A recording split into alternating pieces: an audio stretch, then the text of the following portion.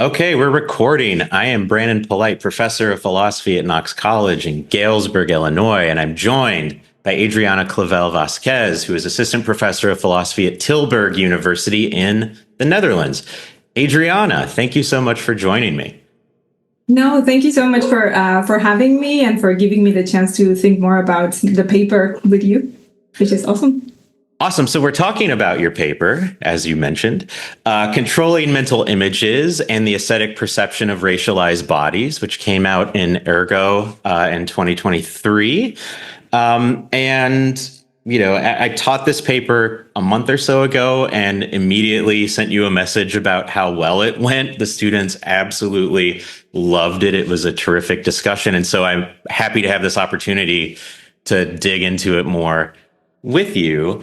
And in the paper, you're talking about how our moral evaluations of other people based on race are in some sense affected by or grounded in our aesthetic perception of their bodies.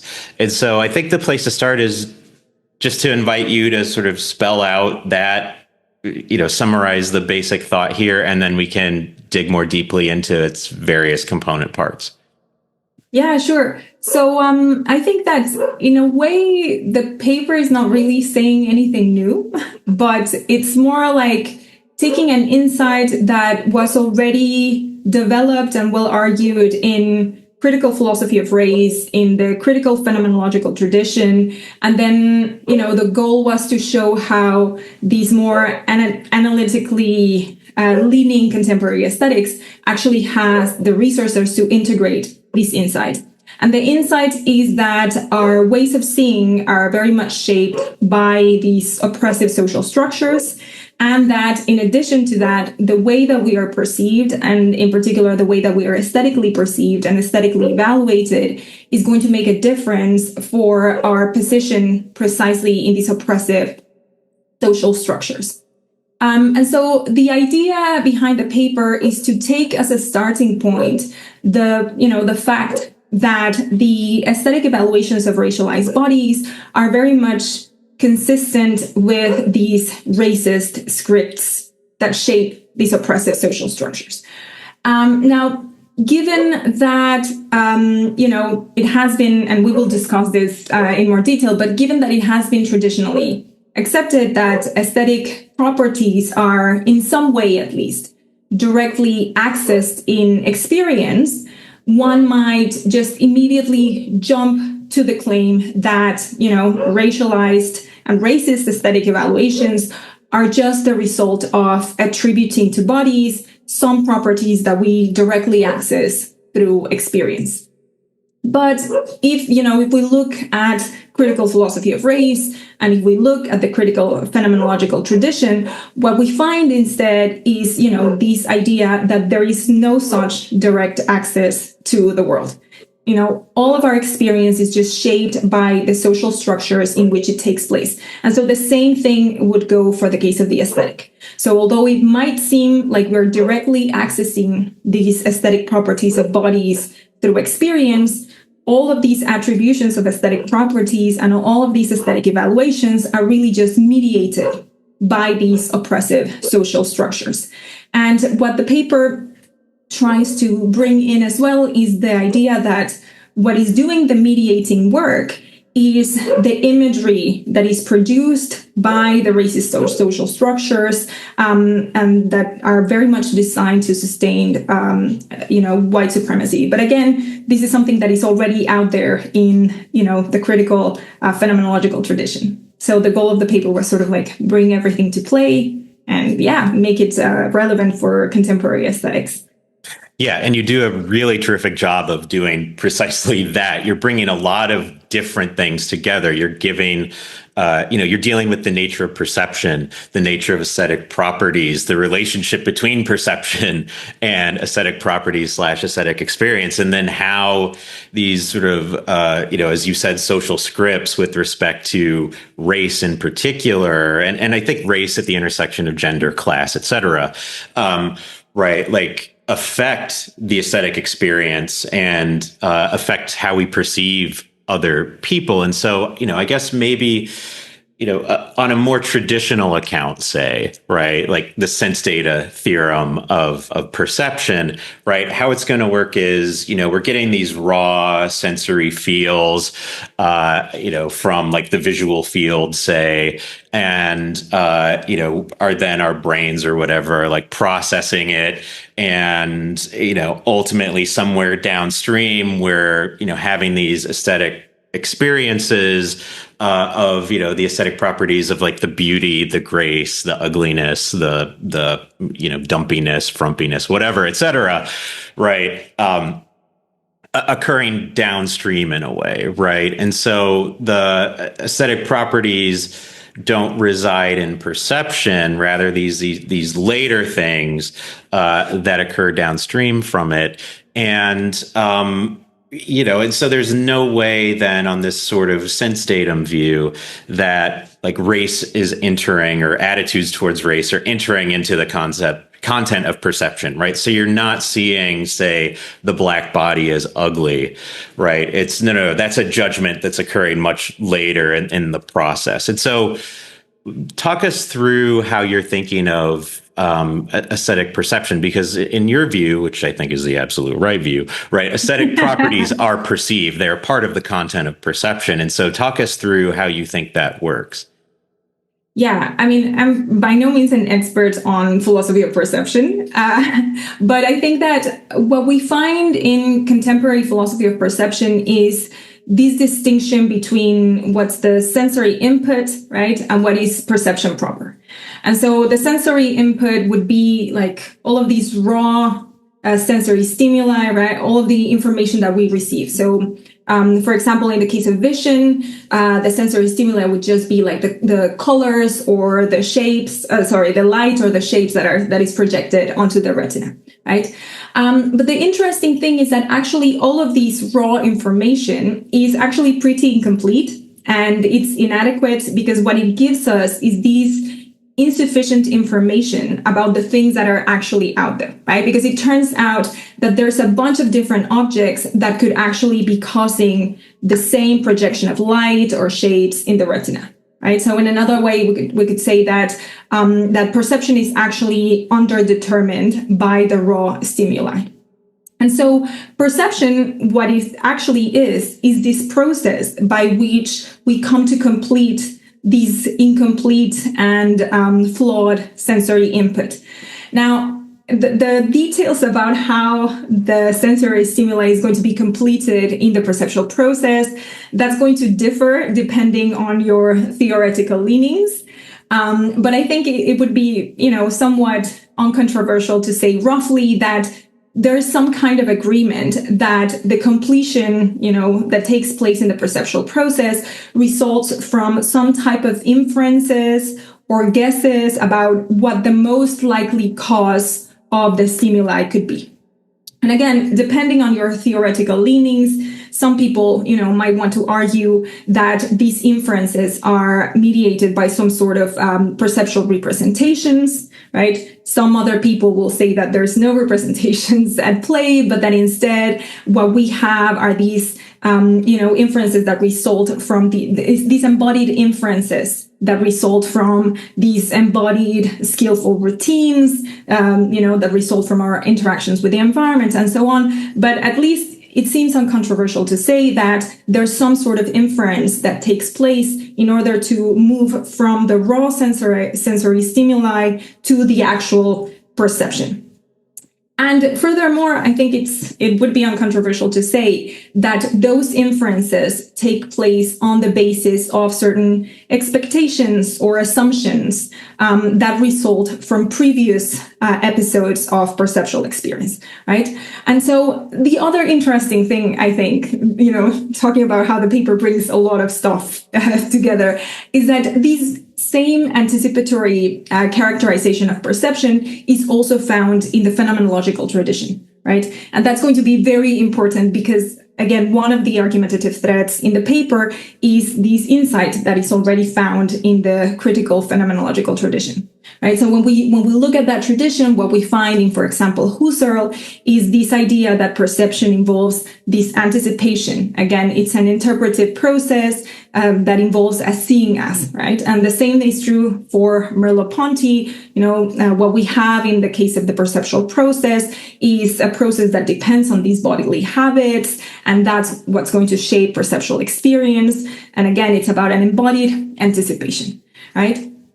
Now, I think that the interesting thing is that, once you move perception away from the raw sensory stimuli, what you have are like super interesting avenues for aesthetics, precisely because if perception, everyday perception already involves completing the sensory stimuli by appealing to these, expectations, then you can start asking the question of how far you can take the process, right? Or in other words, like how much can you complete the sensory stimuli? How much can you build it up by appealing to expectations and anticipation before it stops being a perceptual process? And so I think once you broaden the scope of what perception is, then there's, an argument to be made for how, aesthetic properties can actually feature in the actual content of perception. Yeah. Awesome. And so I'm glad you brought up Merleau-Ponty, because as you were starting to talk about it, I was like, this is like Merleau-Ponty through and through, right? And not only is perception for him pre-structured through bodily habits, it's socially pre-structured, right? The world isn't like this bumbling, buzzing confusion, right? It's sort of pre-given to us through, as you talk about, in the paper, these like social scripts, which we're sort of habituated and conditioned to over time, which then, perception actively reaches out and shapes the raw sense data such that, it's structured in experience. Like we're perceiving not just the object, but the object as filtered through, our social conditioning and habits, which go beyond the mere bodily. I feel like it's an interaction between the bodily and the social. Yeah, totally. And then, if you take that further and you plug in Frantz Fanon, then you can come to see how race definitely enters the picture of how perception is shaped as this process that involves, the seeing as, but also how it's going to enter the picture once the racialized body becomes an object of perception as well. So I think, you can bring all of these things together to play, and you actually have like a very neat space to make the kind of argument that these, that critical race philosophers and critical phenomenologists have been making for a while. Yeah, right. And the problem you start the paper off with, right, is, this analysis of Black ballerinas, right? And the fact that in major ballet companies around the world, there are very few Black ballerinas, and at the very least, very few Black ballerinas who get sort of pride of place within the company, right? And it has to do, in your view, not merely with racism, but actually the way in which racist attitudes, which are socially conditioned, right, influence aesthetic perception, right? That the Black ballerina's body isn't viewed as elegant in the way that a white ballerina's body would be. And so the Black ballerina's movements are going to be viewed as less beautiful. And so why would we put the less graceful, less elegant, less beautiful dancer sort of at the center of, the particular ballet performance that we're putting on, right? And so, there's a moral problem here, right? But in your view, what's accounting for it is this issue of racialized aesthetic perception. Yeah, and I think that's super important when it comes to race, precisely because, so for instance, Linda Alcoff actually, one of the points that she makes is that one of the reasons why it's so difficult to get rid of these racist attitudes, it's because they're right there, in perception. And so the same is true when it comes to these racialized aesthetic evaluations. The reason why it's so difficult to get rid of these racist evaluations and these racist attributions of aesthetic properties to bodies is that we don't realize that they're literally shaping the way that that we are aesthetically perceiving these bodies. And it's not as simple as just twitching our propositional attitudes here and there, just, convincing ourselves that we have, non-racist beliefs, but that's not going to make a difference if we continue to be completely uncritical about the way perception actually works,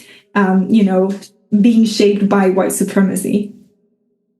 Yeah, right. And so it's not merely that we need to think differently, right? Change our habits of mind. It's actually we need to see differently. We need to hear differently, right? And I mean, it works in the audio realm too, right? The film Sorry to Bother You. I don't know if you've seen that, but it very much goes into like code switching, right? Yeah. And the black characters affecting white voices, right, as a way of like being better telemarketers, right? And so it has to do precisely with perception, and at the level of perception, and undoing how we perceive the world is presumably incredibly difficult.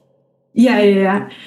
But I mean, I think, perhaps at the end, once we have talked about the argument, but at the same time, I think that, again, people like Linda Alcoff think that precisely should give us at least some reason to be optimistic, because if it's, something that we became habituated to, then, it's also the case that we can just get rid of these racist habits of perception through, other kinds of strategies and repetition and so on. So it might be like a little bit dramatic at the beginning to say, look, your racist attitudes are in the way you're seeing these bodies. But at the same time, if we think about it carefully, that also opens some avenues to, think about how we can go about fighting those racist attitudes in ourselves as well.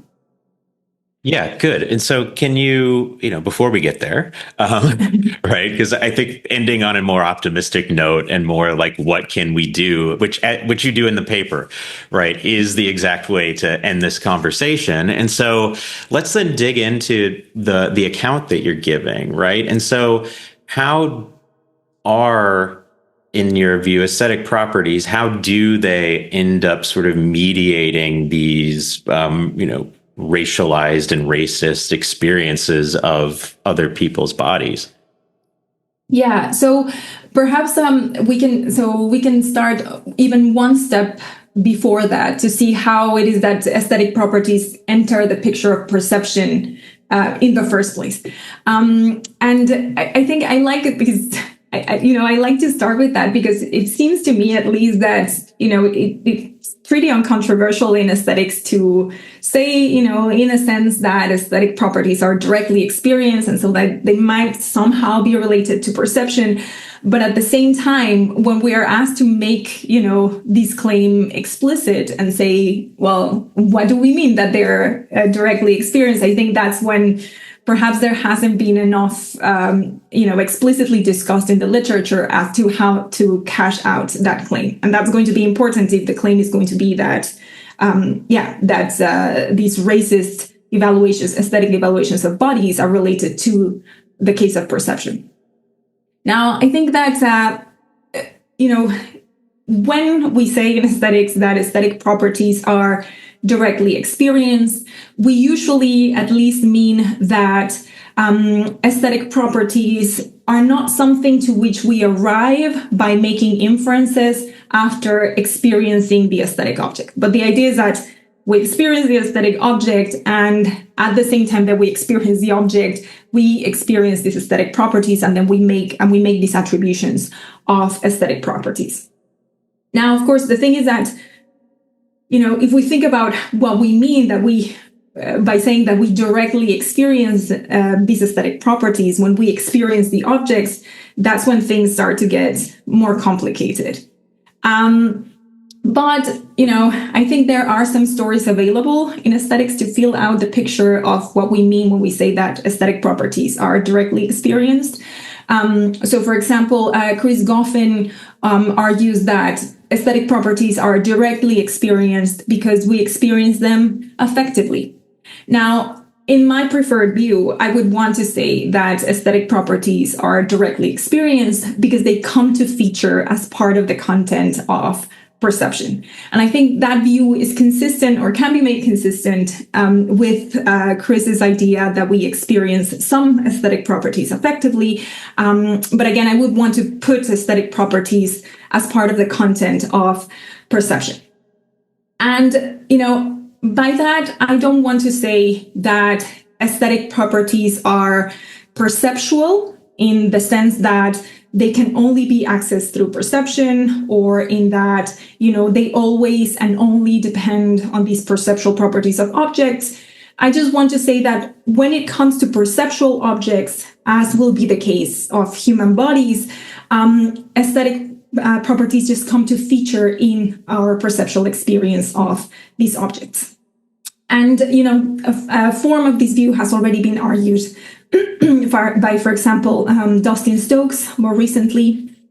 But I also like the view because I think it's consistent with, some heavyweights in aesthetic theory. So I think, the view of aesthetic perceptualism is consistent with, for example, arguments made by Kendall Walton, of course, Jerry Levinson, who I used in the paper, also Peter Lamarck. I think James Shelley, although he would say that he's a weak perceptualist, I would say that perhaps even Stacey Friend, but she might disagree, right? But I think that I like this picture of perceptualism because, as we said already, it sort of fits with this more recent picture of perception more generally. So again, if perception already involves these kinds of inferences, then, perhaps on the basis of other considerations, perception just features these aesthetic properties just as part of the expectations that shape the perceptual process and so on. But I think most importantly, I like the picture that according to which aesthetic properties feature in perceptual experience, because I think it can actually make sense of our actual experience of aesthetic objects, which is that, when we attribute these aesthetic properties, it's because there's something that feels differently. And so, the idea is that we can have two objects that have the same non-aesthetic properties and that we nevertheless experience differently because of their aesthetic properties, right? So, for example, I like to use the example of Robert Motherwell's elegies, right? So you could have a canvas, just a piece of canvas with some black painted ovals in different sizes, right? And you can think about what that experience would be like. But now, think about the experience of seeing Motherwell's elegies, and what it is to experience these black ovals on the canvas as beautiful, as mournful, as, somber or serene or whatever you want to plug in there. And I think, the idea is that there's something that feels different. And one way to explain this phenomenal contrast is precisely by just saying that, well, it's just that these are two different experiences. There's something in the experience that differs. And so that would be one way of bringing in the argument that aesthetic properties feature in perceptual experience. And I mean, it has been done for other kinds of evaluative properties, like Susanna Siegel does it for other forms of higher order properties. So I think it can be, applied to the case of aesthetics. But then also, finally, I think it's also an interesting claim for aestheticians, because I think it also fits with, other very traditional claims in aesthetics when it comes to the sorts of things that aesthetic properties are. So if you look at Sibley, if you look at Walton, we find this idea that aesthetic properties are like these Gestalt-like or emergent properties. So they, emerge when the low-level non-aesthetic properties of objects are perceived, organized in distinct ways. And so what happens when we perceive these non-aesthetic properties organized in specific ways is that aesthetic properties just come into perceptual presence. So I think these are all different ways to just build up that argument that aesthetic properties can feature in perceptual experience, which will then be significant for the case of racism and how it affects our engagement with other human bodies.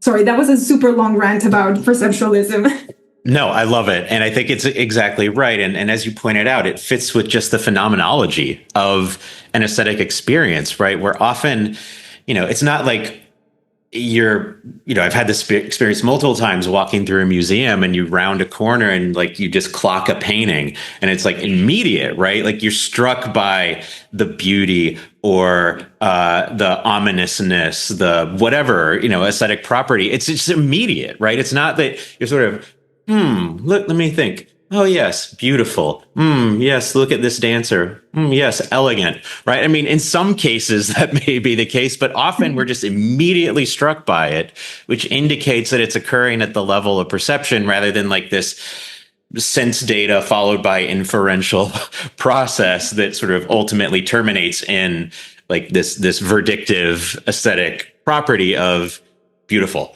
right? Elegant. I mean, I guess elegance might not be verdictive, but something along those lines. It just fits with the phenomenology. Yeah, and I think even in the cases where it might not be as direct as some cases, once you acquire the necessary expertise, which is, Benzenane, for example, and Dustin Stokes use the case of expertise precisely to show how the perceptual process or the perceptual representation, if you're, interested in that kind of view, how it changes. So it might be that, you go into the gallery and you look at the canvas and at first you're like, and then someone comes in and tells you, like, for example, for Motherwell's elegies, when I read Danto's, views on the paintings, then, there was this change in the experience. And then you come to see, you didn't see it at first, but then you're like, oh, wow. So there's something that you can identify in the experience itself, I think.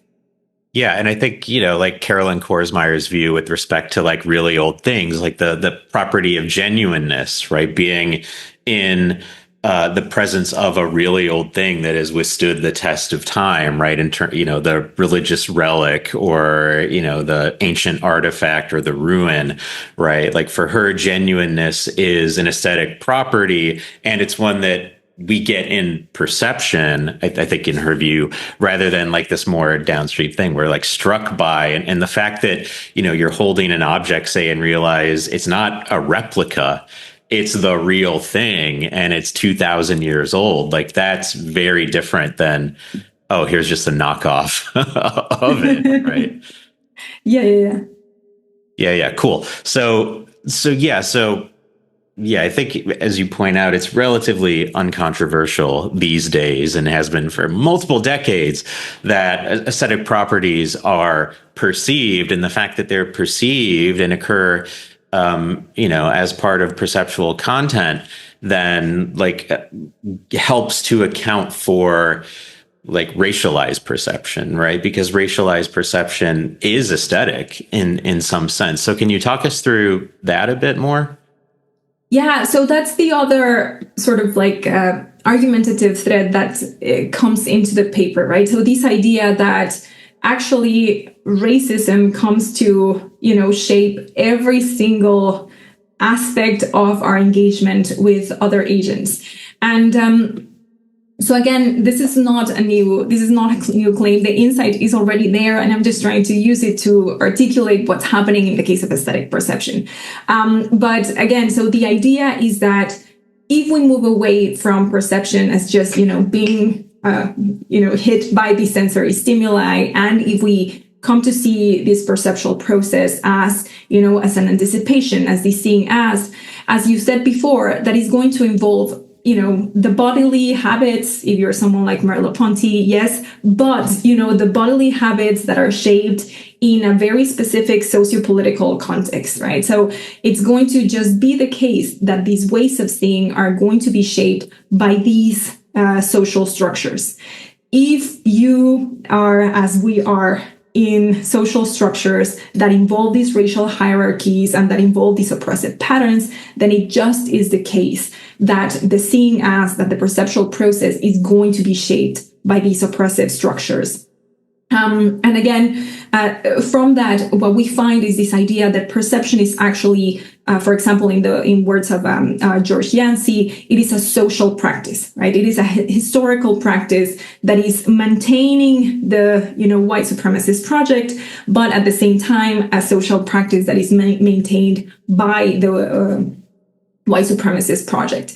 Paul Taylor, for example, puts it in terms of, the affective and the symbolic load of immediate experience. So again, the idea is that the white supremacist project is going to shape every stage of our interaction with racialized others.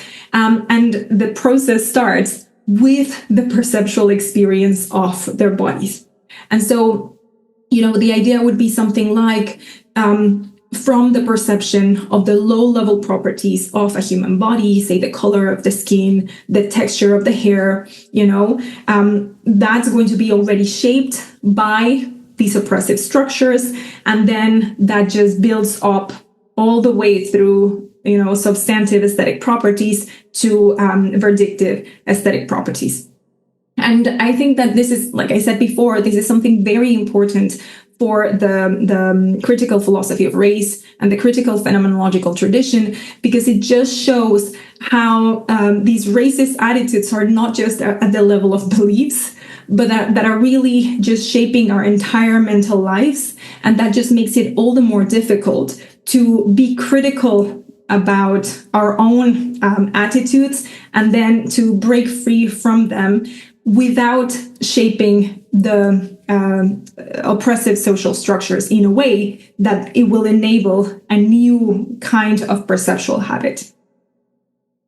Yeah, right. And so it sounds a lot like cognitive penetration, right? That beliefs, attitudes, maybe desires, affective states sort of affect the level of perception itself, which I think is Dustin Stokes' argument with respect to aesthetic perception as well, right? That aesthetic properties enter into perception directly through something like cognitive penetration, and that's Korsmeyer's view with respect to the genuine as well. And so, you talk about it in the paper in terms of controlling images, and in particular, controlling mental images. And so maybe we should just talk briefly about what those things are and then how they function in racialized aesthetic perception. Yeah, so I think the interesting thing, as you say, when we think about how we might build up more complex properties into the content of perception, cognitive penetration has been one of the alternatives. And so the idea is that, yes, we have these influences on the perceptual process. And so in some cases, what is affecting that perceptual process, what is shaping that completion of the sensory stimuli are perhaps some propositional attitudes. And as you said, Dustin Stokes, that's the kind of argument that he makes for the case of aesthetic perception, right? So if we look at the case of aesthetic expertise, what happens is that we, acquire knowledge about, for example, aesthetic categories, and then that's going to affect literally how we perceive the painting on the canvas, but also like the sip of wine as we drink and so on.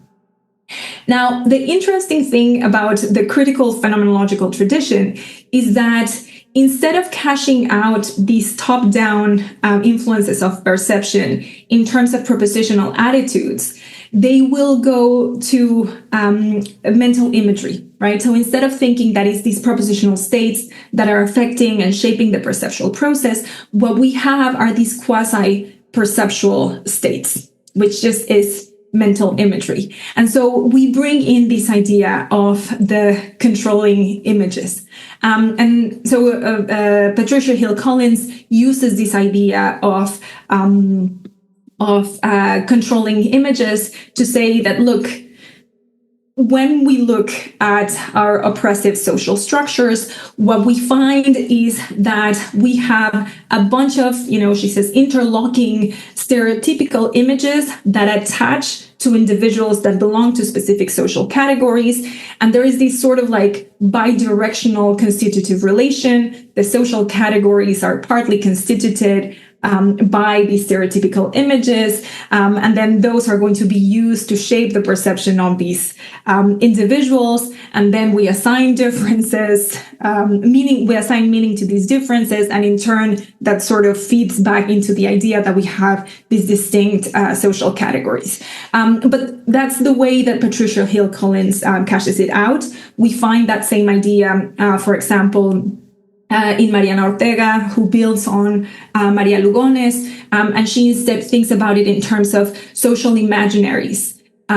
She talks a lot about photographs, for example, and how these photographs shape the operations of perception. And we find the same idea in Elia Al-Sajid, for instance. She talks about racial imaginaries, and she builds on Fanon. And again, the idea is that you have these artistic and these cinematic images that end up shaping the perceptual process. So it is definitely something that, again, is consistent with other insights in contemporary philosophy of perception, right? We have this idea of top-down influences.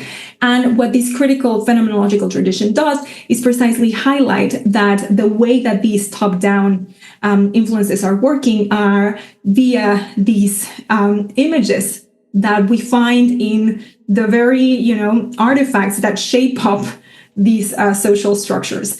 And, the most efficient way to bring those stereotypical images to attach to individuals is with aesthetic and artistic practices, right? So aesthetic and artistic practices just become one of, one of the structures that sustain white supremacy precisely by feeding into the racial project all of these stereotypical images that are going to shape perception.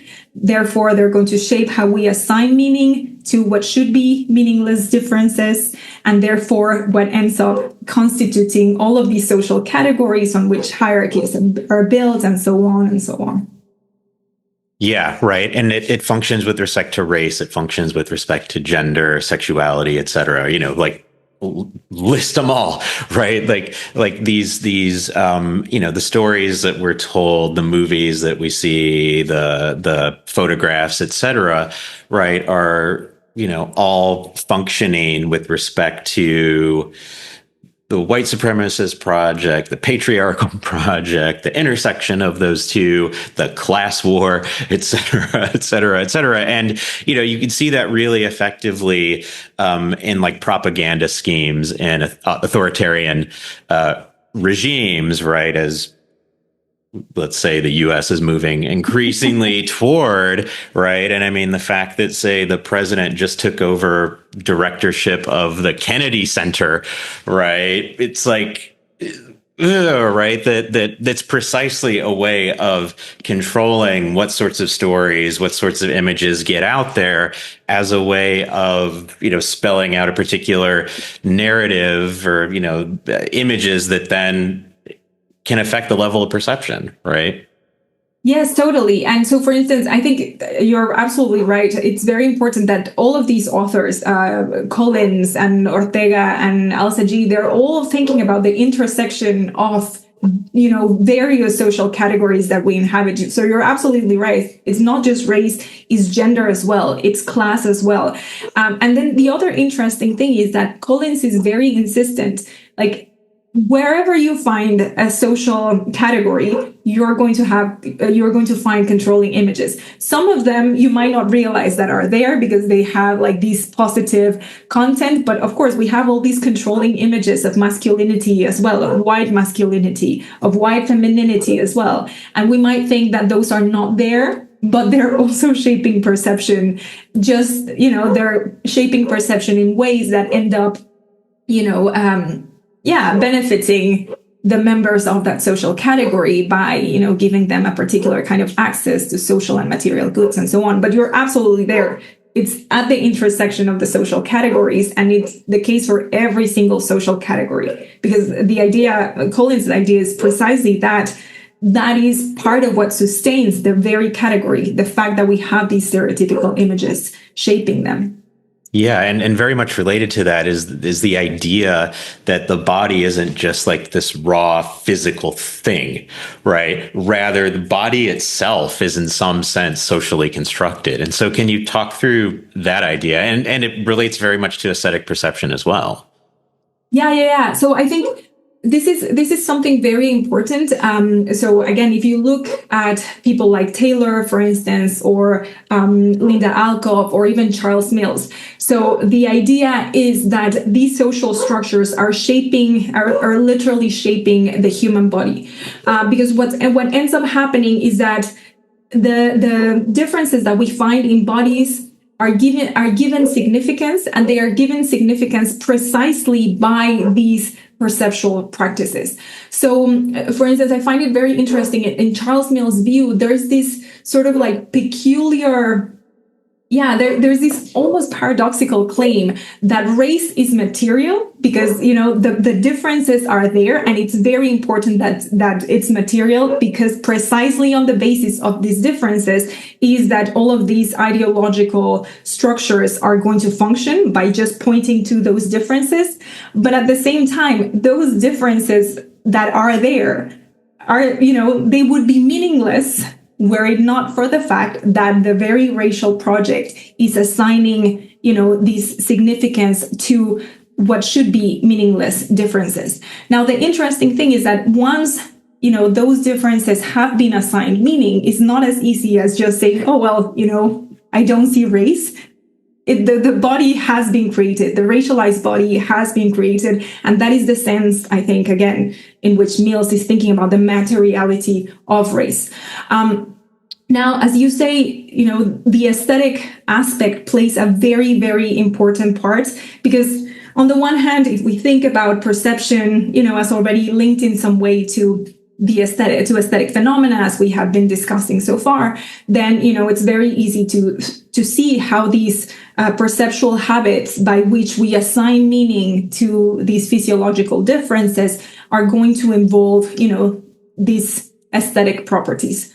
But on the other hand, I think Taylor, certainly Yancey as well, are very, very, very clear on the fact that, the aesthetic part of the racialized perception is not just like the cherry on top of the pie, but it's actually there just building the case for this idea that these differences track some meaningful differences when it comes to intellectual capacities, when it comes to moral value, and so on. So again, the idea is that the differences are there, and they are assigned meaning by, the workings of perception that is shaped by these oppressive structures, and aesthetic perception is doing the work there because it's meant to be diagnosing, in a way, some deeper differences in moral, for instance, in moral value that will sustain the racial project, or they are tracking intellectual differences that, again, will,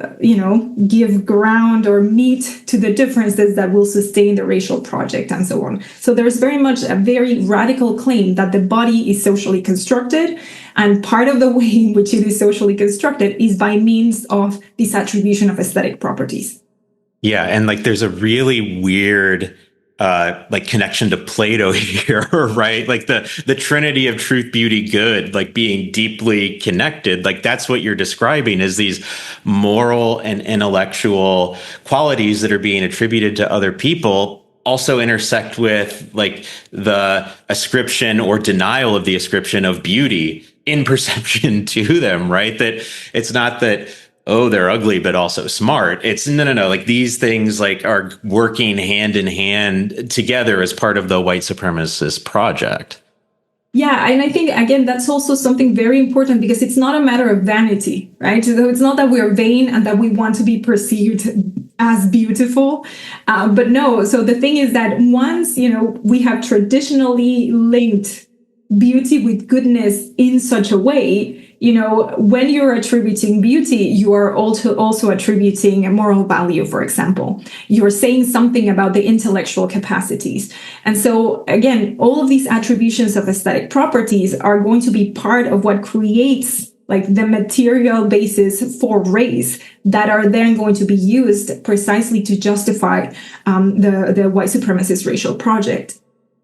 Yeah, and thinking back to Charles Mills for a second, right? He has a paper that I think he presented originally as the Dewey Lecture at the Central APA, a long time ago, where he sort of talked about his own case, sort of being Jamaican, and in Jamaica being not black, but brown or red, right? Sort of this middle category in the hierarchy, right? Where white's on top, brown/red's in the middle, and black's hierarchically at the bottom. And then going to grad school in Canada, where he changed racial categories, right? He was brown, now he's black. And then coming and working in America, he stays black. But when he goes to Jamaica, he ceases being black, right? And it goes precisely into, the point that you're making, that stems from Mills and others, right? That, it's grounded in the material, and yet it's socially conditioned and affected such that your race can change depending on where you are. Yeah. And I think I share that experience. I'm a white Mexican. So, in Mexico, I'm white, and with all the privileges that involves, right? And the minute that I go into the US, then all of a sudden I am racialized differently. But again, the interesting thing is the role that perception is playing in all of this, right? So again, the idea is not that perception is something that comes afterwards, but that once the racial project is in place, that's going to shape the way that we end up perceiving these bodies. And, from that, everything follows. The way that we effectively engage with them, the ways that we are disposed to act towards one another, and so on. But again, the idea is that everything is built on perception, and that aesthetics is playing a crucial role precisely in bringing together the perceptual aspects of the body with all of the moral and intellectual differences that we want to use to justify the racial project. Yeah, and a pithy tagline for this would be something like, I'm not quite there, but like racial discrimination is already a part of perceptual discrimination, right? Just our ability to distinguish things in perception is already racially discriminatory, I guess. Yeah. So, for instance, and I think that this reference is in the paper, but there is evidence of how racial categorization just impacts, for example, color perception. So, if you racialize someone as black, for example, the perception of the color of their skin, that is already going to be affected. And so the idea is that, that starts at the level of, what we could say the low level properties of the bodies, but then that just starts building off from there to make other sorts of attributions of properties that are going to be relevant for the aesthetic case, but also for, the attribution of moral value. Yeah. And, you end the paper with some suggestions toward how do we overcome this, right? And as you pointed out earlier, the fact that these are perceptual habits means that we can rehabituate in some sense. And so there's some hope for optimism. And as you mentioned at the end of the paper, right, there's sort of things we can do individually, personally, but also more importantly, things we can do socially, collectively. And so how do we help shift out of this sort of problematic racialized perception besides just like changing our beliefs, attitudes?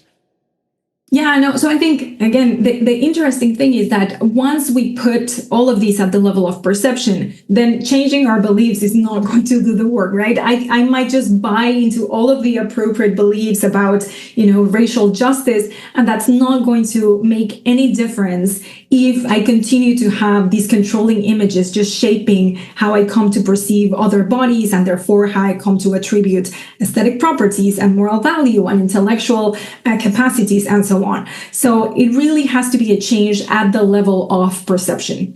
But yeah, like you say, and as we've been saying, the fact that it's about habits of perception, that already starts to give us some insight as to how we might, start to overcome this. Because then that means that if these are habits, then we can, treat them in the very same way that we treat vicious habits in other aspects of our life.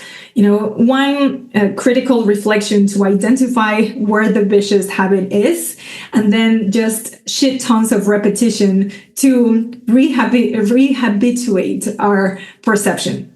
Right? Now, of course, the thing is that if it's about repetition and it's about rehabituation, and we've been saying, how, as Yancey puts it, perception is about a historical practice, then I might be as critical as I want when it comes to my habits of perception, but if I'm not in the right context, then there's very little I can do. So that means that the first step might be at the individual level. Ultimately, if we're talking about perception as a practice, all of the necessary changes need to take place at the level of the social structures. And again, this is something that is already out there in the literature. This is why it's so important to have the right kinds of artistic representations that are available out there. Bell Hooks puts it in terms of oppositional images. So we have to develop an oppositional gaze,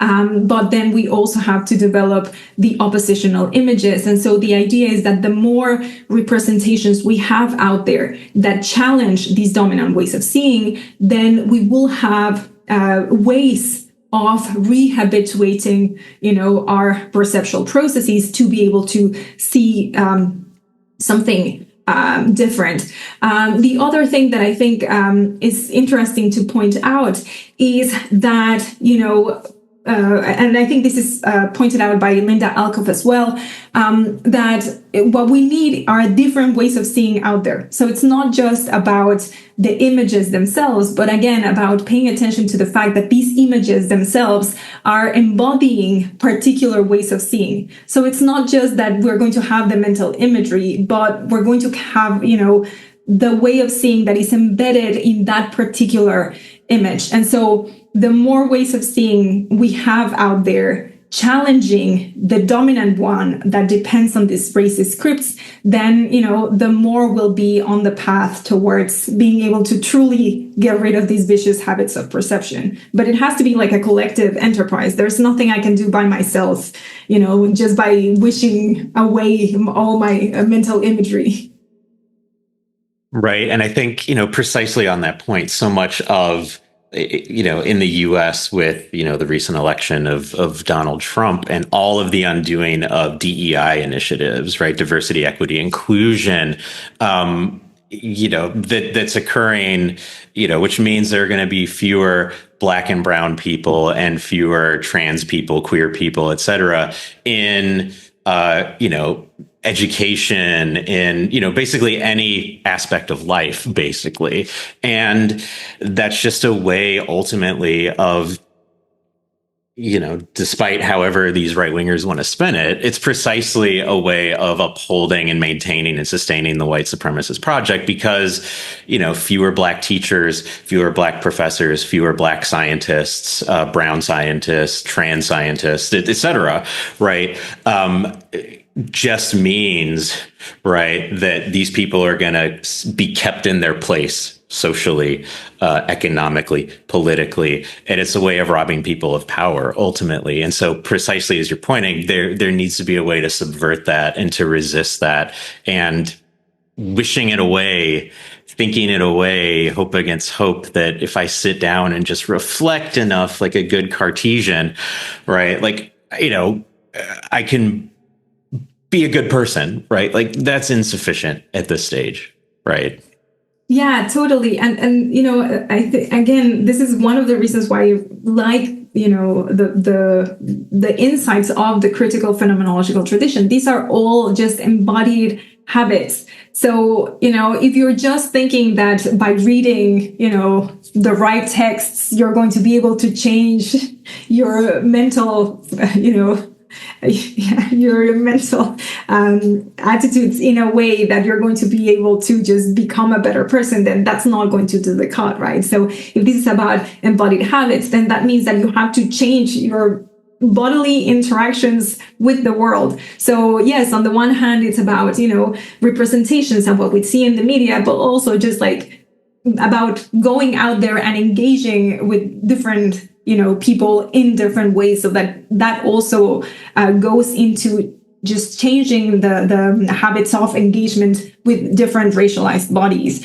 And I think, I say on the paper, in the sort of like popular discourse, when it comes to representation, there's a lot that has been made about how, minorities want to see themselves represented, but that's not at stake, right? So when you have, I don't know, something like, I'm trying to think of recent stuff that I've watched. When you have something like Black Panther, right? It's not just about Black boys who want to see themselves represented on the screen. No, that's not the point. The point is that we are all benefiting from having these alternative ways of seeing that are embodied in these images that are going to shape the way that we engage with Black men differently, for example. So yeah, it's very much about all of us benefiting from these representations. And, the fact that when we have these kinds of efforts to get rid of diversity, it's not just, the members of oppressed minorities that are going to see, the damages, but it's all of us, because it just means that what we're going to see is just, these reinforcing of these racist habits of perception. Yeah. So more needs to be done, and more, ways of resisting collectively, right? These movements away from more inclusivity, diversity, right, need to be done. And so this is, again, at the level of like political discourse, political action, not at the level of individual, cultivation or something of that sort. Yeah, no, definitely. And also, I think sometimes or at least sometimes I miss out on the idea, and then I need to remind myself that all of these artistic representations are artifacts that are doing a political work, right? So it's not just that I'm going to miss out on interesting stories, but it's that literally we are dismantling, artifacts that could change the way the oppressive social structures work, right? So it's a level of collective, but it's also at the level of material culture. Like, these representations are doing something. They're literally, all of these oppressive ways of seeing are embedded in these material things that are out there in the world. If we get rid of them, then there is no way to continue fighting the oppressive social structures. They are partly constituted by the things that we produce, like the literal artifacts that we put out there. Yeah, awesome. So on that note, I think we'll end the conversation. So Adriana, thank you for joining me. This was absolutely terrific. No, thank you so much. This was awesome. Awesome.